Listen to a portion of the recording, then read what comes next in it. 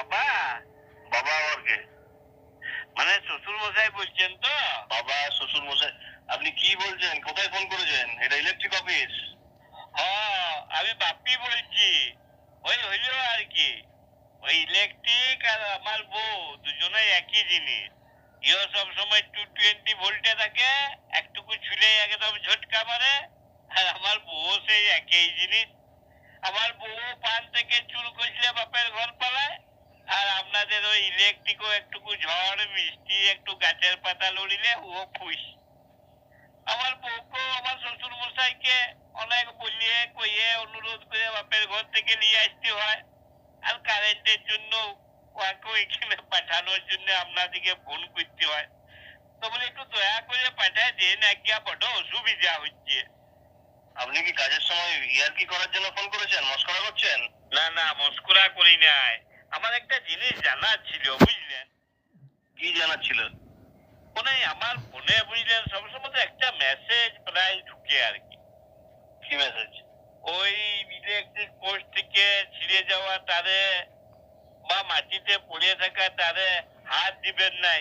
তো সেই ব্যাপারে একটু জানতো আর কি। হ্যাঁ, ওটা প্রত্যেক কনজিউমারকে আমরা ইলেকট্রিক ডিপার্টমেন্ট থেকে মেসেজ পাঠাই, যাতে ইলেকট্রিক পোস্ট থেকে ছিঁড়ে যাওয়া বা মাটিতে পড়ে থাকা তারে যেন হাত না দেয়।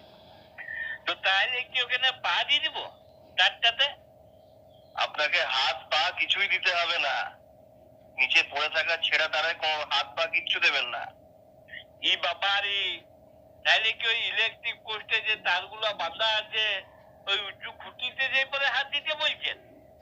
আরে দূর বাবা, ওরকম কিছুই করতে বারণ করা হচ্ছে। আপনাকে কিছুই করবেন না।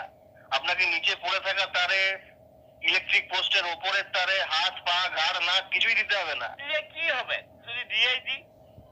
তো দুর্ঘটনা ঘটবে, আপনি ইলেকট্রিক শক খাবেন, মরবেন। কেন ইলেকট্রিক শর্ট কেন খাবো? যদি তারটা ছিঁড়ে গেলে তো দেখি ঘরে কারেন্ট চলে যায়, তাহলে শর্ট কি করে খাবো? আপনার বাড়ির দিকের অংশটাতে হয়তো কারেন্ট থাকে না, কিন্তু ট্রান্সফরমারের দিকের অংশে তো কারেন্ট থাকে।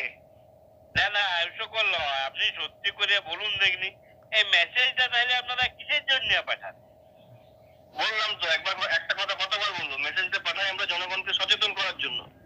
এই বাবারি, আপনারা মেসেজ পাঠাইয়ে জনগণকে সচেতন করে দিবেন? বলি সিগারেটের প্যাকেটেও তো লেখা থাকে ধূমপান স্বাস্থ্যের পক্ষে ক্ষতিকর। তো আমি তো সারাদিনে 2 বান্ডিল বিড়ি ফুকে দিই। বলি আমার দেখে দেখে আবার বউ অভ্যাস করেছি। আচ্ছা, একটা সত্যি কথা বলুন দেখনি, এই যে আপনারা মেসেজ গুলো এখানে পাঠান, পুরো জনগণকে সচেতন করার জন্যই পাঠান, নাকি আপনাদেরকে কেউ বলে দিয়েছে যে 100 জনকে ফরওয়ার্ড করে দিলে 2 দিনের মধ্যে আপনাদের ভাগ্যটা খুলে যাবে?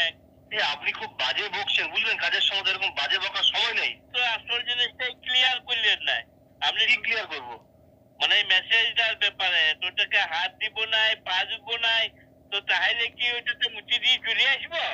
কি মানে ছি ছি ছি ছি ছি, ফালতু কথা এত বলেন না। তখন থেকে আপনার সাথে কথা বলেই বুঝতে পেরেছি আপনি ফালতু লোক, কিন্তু আপনি জঘন্য লোক।